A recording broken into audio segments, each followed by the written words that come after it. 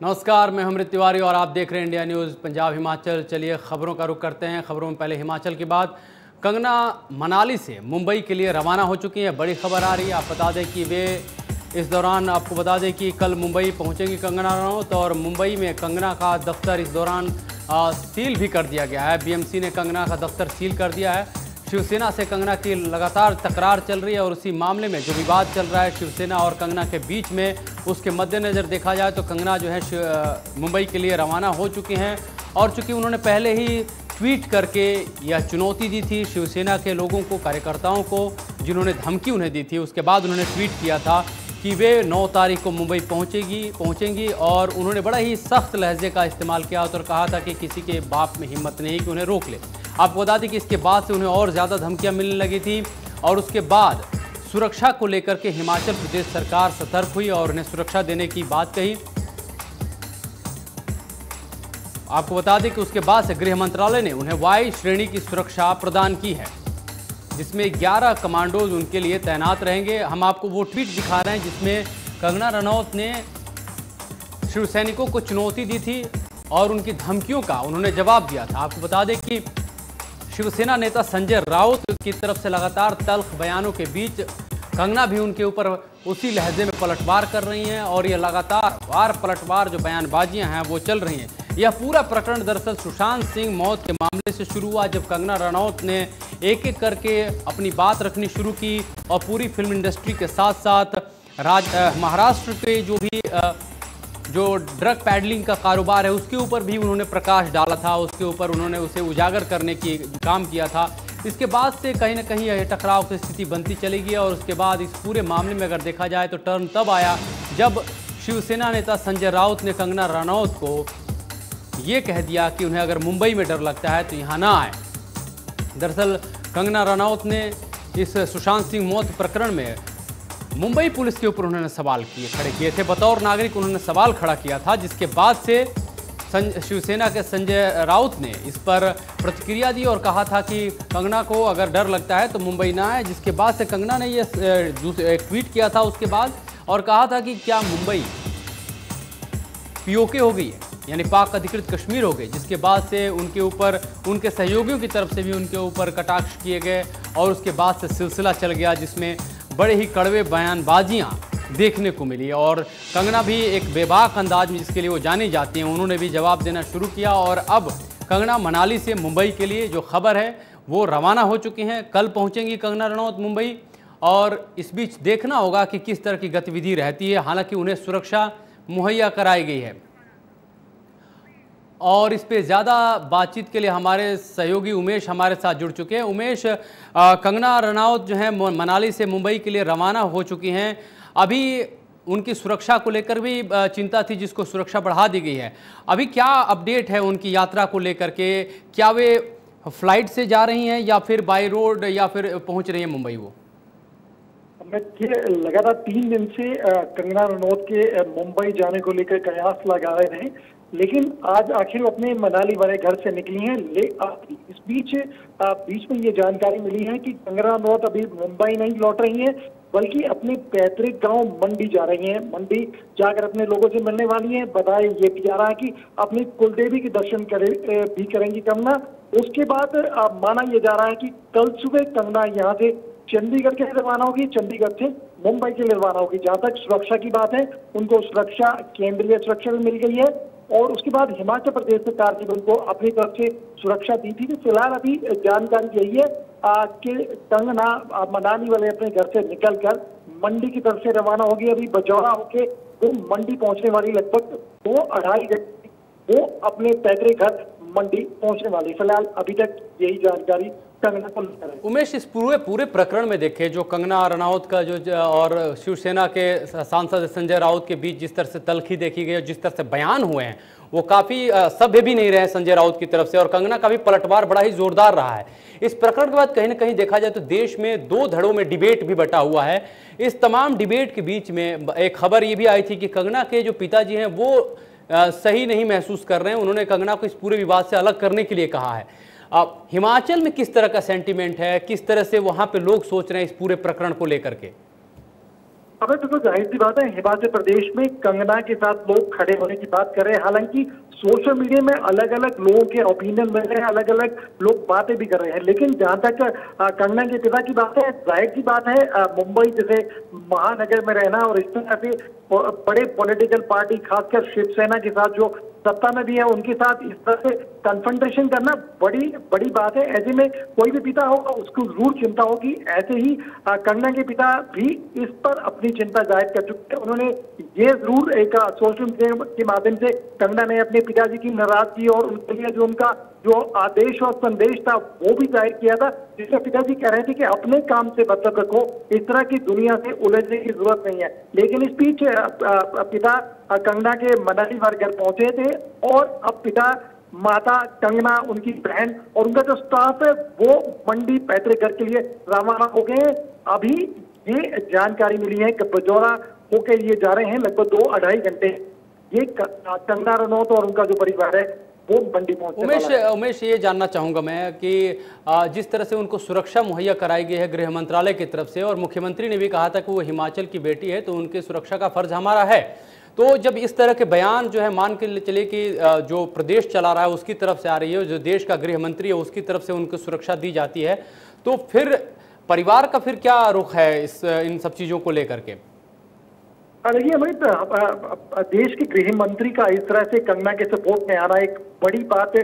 हिमाचल की जो लड़की मुंबई में अपना करियर बना रही है, फिल्म जगत में काफी आगे बढ़ने की कोशिश कर रही है, ऐसे में एक बड़ा विवाद खड़ा हो जाता है। सुशांत वाले मामले में बेबाकी से कंगना बोलती है, उसके बाद 2 धड़े, जैसे आपने पहले कहा, 2 धड़ों में ये सियासत शुरू हो जाती है और इसी सियासत में कंगना भी इसका शिकार हो जाती है। लेकिन पिताजी का अपना कहना बातें रहती है, इस तरह के मामलों में उलझने से करियर की भी चिंता होती है और जिस तरह से थ्रेट मिलने हैं वो भी एक चिंताजनक बात है। लेकिन जिस तरह से देश के गृह मंत्री ने सुरक्षा देने की बात करी है और हिमाचल प्रदेश के मुख्यमंत्री ने खुद गृह मंत्री को चिट्ठी लिखकर कंगना को सुरक्षा देने की बात करी है, तो कंगना के लिए एक बड़ी बात है। ऐसे नाजुक वक्त में देश की सरकारों ने कंगना का समर्थन किया है।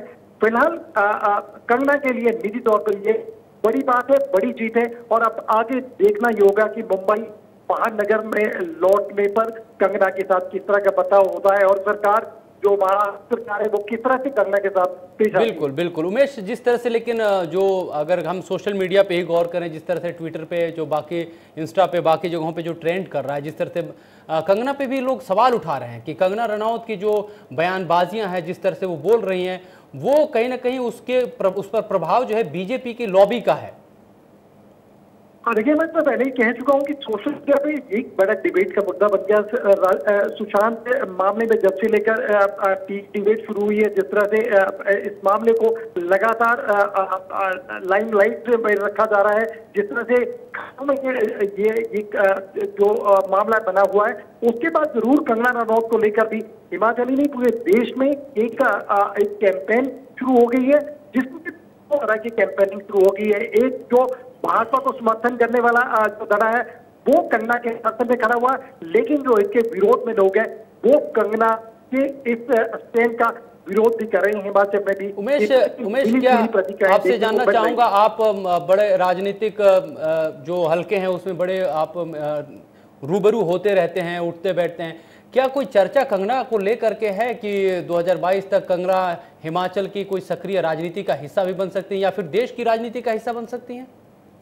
हमें देखिए, बिल्कुल सियासी गलियारों में ये चर्चा का कयास जरूर लगाया जा रहा है, लेकिन हिमाचल प्रदेश की बात करें तो फिलहाल ये इस विषय पे फिलहाल ऐसी चर्चा नहीं है कि कंगना सक्रिय राजनीति में आ सकती है। लेकिन एक धड़ा जरूर ये समर्थन करता है कि जो कंगना है उसका झुकाव भाजपा की तरफ है। हिमाचल प्रदेश में भी इस तरह की चर्चा चल रही है, लेकिन जिस तरह से आपने कहा कि कंगना क्या देश या प्रदेश की राजनीति का हिस्सा बन सकती है, फिलहाल ये कहना जल्दबाजी होगा। लेकिन जरूर इसको लेके लोग अलग अलग तरह की बातें कर रहे हैं, लोग अलग अलग तरह के बयान भी देते नजर आ रहे हैं, लेकिन फिलहाल अभी इस पर बात करना थोड़ी जल्दबाजी हो। उमेश, एक आखिरी सवाल है कि जिस तरह से कंगना, चूंकि हिमाचल से उनका ताल्लुक है, हिमाचल की बेटी है वो, तो जाहिर तौर पे जो आम हिमाचली का सेंटिमेंट होगा वो कंगना के साथ ही होगा। और दूसरी तरफ देखा जाए तो जो सरकार है महाराष्ट्र में, वो शिवसेना के साथ जो अहम सरकार निभा रही है, रोल निभा रही है, कांग्रेस भी उसमें एक हिस्सेदार है। हिमाचल प्रदेश कांग्रेस के क्या रुख है कंगना को लेकर के? बिल्कुल अमित, सही आपने कहा है। हिमाचल प्रदेश की बात करें तो हिमाचल प्रदेश कांग्रेस की तरफ से फिलहाल अभी तक ऐसा कोई बयान नहीं आया है जो कंगना के खिलाफ जा सकता है, कंगना के समर्थन में हो। लेकिन जरूर बात है कि कंगना को लेकर देश में राजनीति देर से देर हो सकता है हिमाचल प्रदेश की तरफ से कुछ इस तरह का बयान आए, लेकिन कांग्रेस ने हिमाचल प्रदेश की फिलहाल कंगना को लेकर ऐसी किसी तरह की कोई बयानबाजी करने से अपने को बचाए रखा हुआ है। जी उमेश, इन तमाम बातचीत के लिए आपका बहुत बहुत शुक्रिया। तो हम आपको बता दें कि जैसे कि हमारे सहयोगी बता रहे थे, कंगना रनौत अभी फिलहाल मुंबई आज रवाना नहीं हो रहे हैं, जब अभी वो अपने पैतृक गांव मनाली से मंडी के लिए जा रही हैं, जहां पे उनका पैतृक घर है। वहां पे अपने कुल देवी की वो जो पूजा करेंगे, अर्चना करेंगे, उनके दर्शन के बाद, मत्था टेकने के बाद अपने गांव के लोगों से मिलेंगी और उनसे मुलाकात के बाद वो कल रवाना होंगी मुंबई के लिए। तो हम आपको ये बड़ी खबर बता रहे हैं कि मनाली से कंगना निकल चुकी हैं, तमाम सुरक्षा व्यवस्था के साथ निकली हैं, चाक चौबंद सुरक्षा व्यवस्था कर दी गई है और अब वहाँ से वो अपने पैतृक गांव मंडी में जो उनका गांव है वहाँ पहुँच रही हैं और वहाँ से वो फिर जो है मुंबई के लिए रवाना होंगी। आपको बता दें कि चूँकि पहले उनके परिवार के लोग बड़े चिंतित थे, इस दौरान पैतृक गांव रवाना होते वक्त उनके साथ उनकी बहन, उनके पिता और उनके माताजी भी उनके साथ थीं और तमाम अपने घर वालों के साथ वो अपने पैतृक गांव जा रही हैं। हालांकि इस बीच आपको ये बता दें कि हिमाचल प्रदेश में यह डिस्कोर्स भी बना हुआ है कि कंगना रनौत के आखिर ये जो बयानबाजियां हैं जो चल रही हैं उसका आधार क्या है, इसको लेकर के भी चर्चा है, हिमाचल प्रदेश में भी चर्चा है।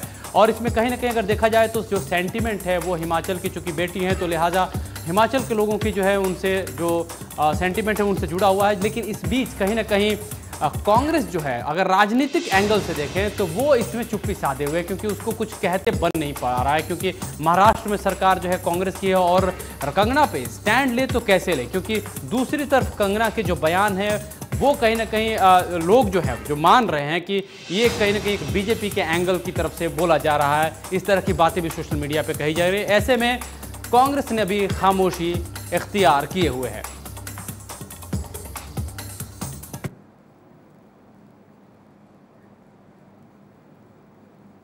और हम आपको बताते हैं कि कंगना रनौत का यह पूरा प्रकरण क्या है, मामला क्या है, किस तरह से संजय राउत से उनका बिगाड़ हुआ, किस तरह से दोनों के बीच तल्ख बयानबाजियां हुई और यहाँ तक कि राउत ने उनको हरामखोर तक कह दिया। इस बयान के बाद कंगना ने किस अंदाज में पलटवार किया, क्या कहा, उसके बाद से परिस्थितियाँ कैसे बदली और कैसे उन्हें वाई श्रेणी की सुरक्षा दी गई, यह पूरी रिपोर्ट हम आपको दिखाते हैं।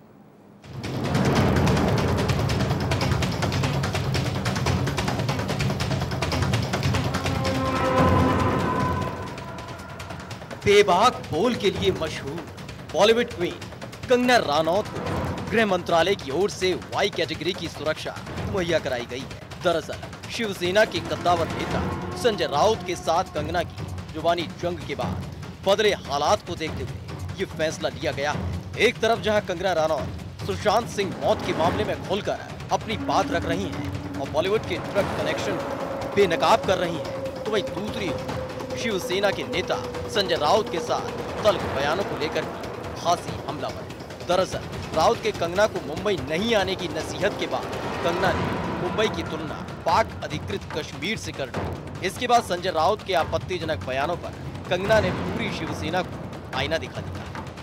संजय राउत जी, आपने मुझे कहा कि मैं एक हरामखोर लड़की हूँ।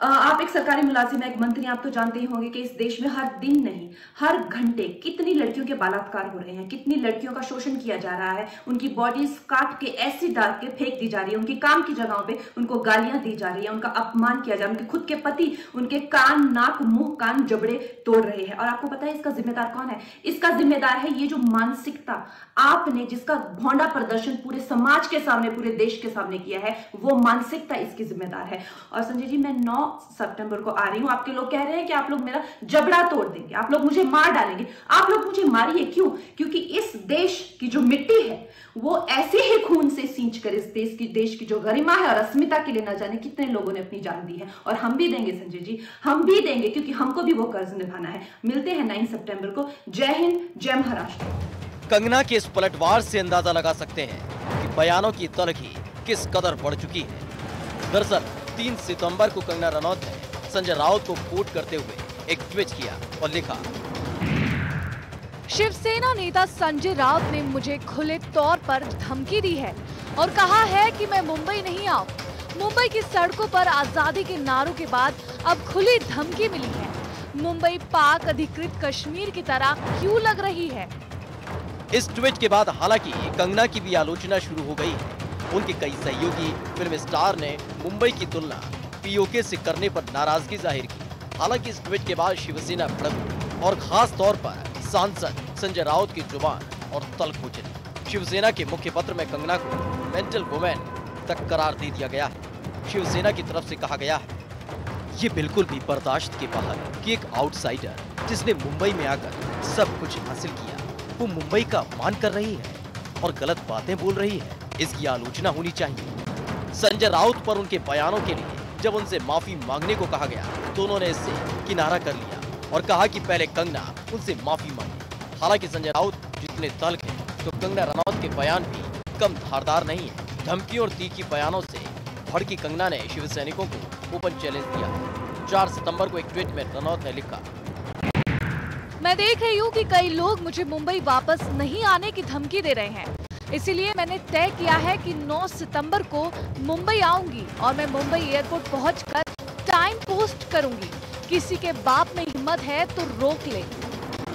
उधर कंगना के मुंबई जाने के ऐलान के बाद कंगना के परिजनों को उनकी चिंता सताने लगी है। खास तौर पर बॉलीवुड क्वीन के पिता अमरदीप रनौत इस प्रकरण से काफी ज्यादा परेशान है। कंगना ने खुद एक वीडियो ट्वीट करके उनकी परेशानी जाहिर की है।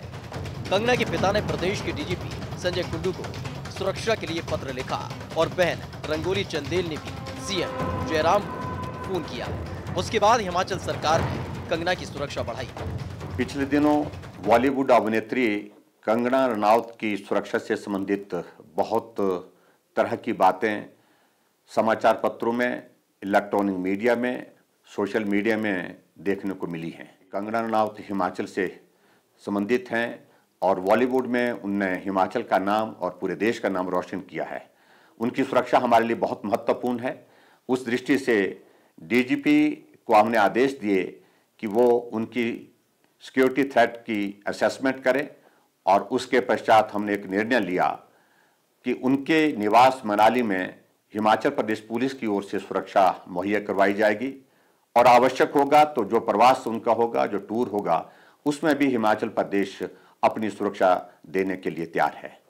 इसके साथ में मुझे और भी जानकारी मिली कि मिनिस्ट्री ऑफ होम अफेयर्स की ओर से भी पिछले कल सीआरपीएफ की ओर से 11 कमांडो की एक टीम जो है उनकी सुरक्षा के लिए उपलब्ध करवाई जा रही है। मैं इस निर्णय का भी अभिनंदन करता हूं, स्वागत करता हूं और केंद्रीय गृह मंत्री जी का भी आभार व्यक्त करता हूं, क्योंकि कंगना रनौत हमारी हिमाचल की बेटी है।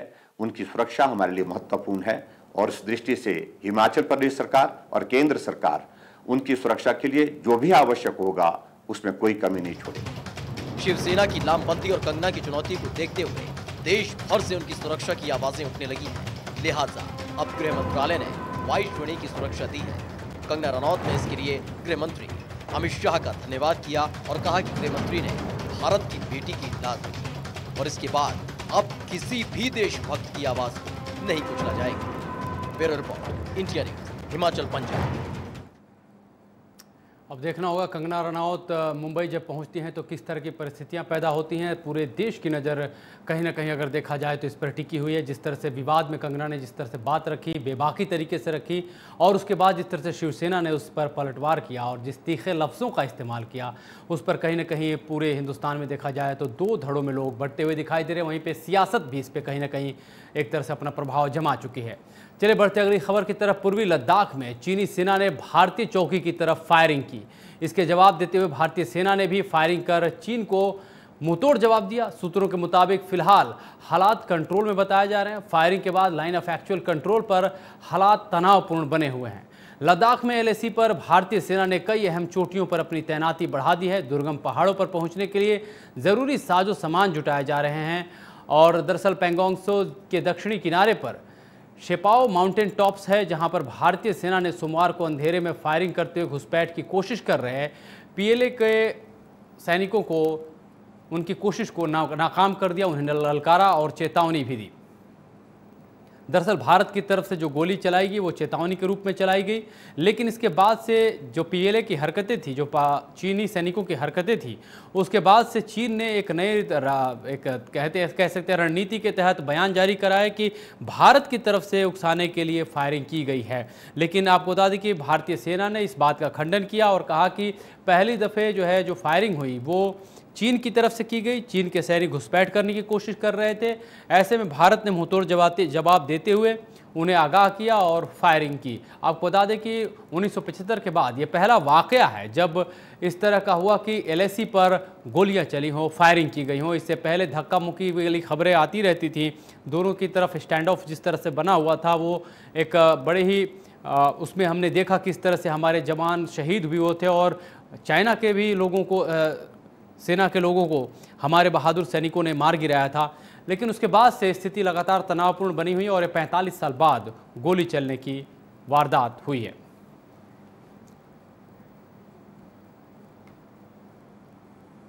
वहीं हिमाचल प्रदेश विधानसभा का मानसून सत्र का दूसरा दिन जारी है। सदन के दूसरे दिन की शुरुआत में ही हंगामा देखने को मिला जब कांग्रेस विधायक जगत सिंह नेगी ने मुख्यमंत्री पर लोकतंत्र की हत्या के आरोप लगा डाले। इसके बाद से सीएम ने नेगी के शब्दों पर चयन को लेकर के आपत्ति जाहिर की। इसके बाद दोनों तरफ से हंगामा हो गया।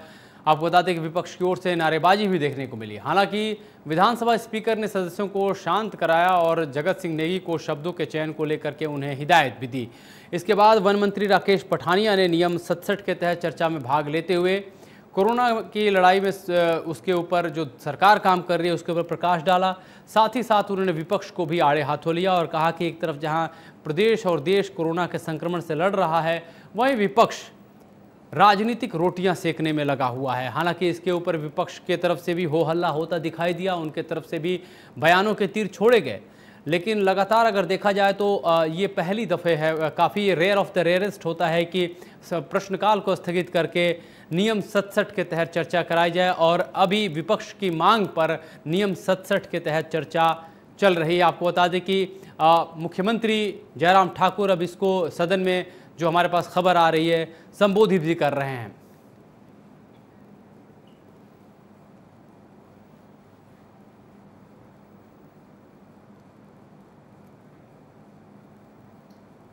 उधर हिमाचल विधानसभा के मानसून सत्र के दौरान इंदौरा से विधायक कोरोना पॉजिटिव पाए गए। उसके बाद हड़कंप मच गया। दरअसल रीता धीमान कोरोना की आशंका के चलते बावजूद भी वो सदन आ गई थी और उनकी रिपोर्ट बाद में कोरोना पॉजिटिव पाई गई, जिसके बाद विधानसभा स्पीकर ने एक खत लिखा तमाम सदस्यों को, जो सदन के सदस्य हैं उन्हें संबोधित करते हुए लिखा कि अगर जिसके अंदर थोड़ी सी भी लक्षण अगर दिखाई दे, उनकी तबीयत खराब हो तो वो जांच कराएं, सदन में कम से कम ना आएँ। इसको लेकर उन्होंने कहा कि कोरोना की रिपोर्ट जो है लें और अगर इसमें कोई भी दिक्कत होती है, उनको लगता है कि वो ठीक नहीं है, तो खुद को वो सेल्फ क्वारंटीन कर लें।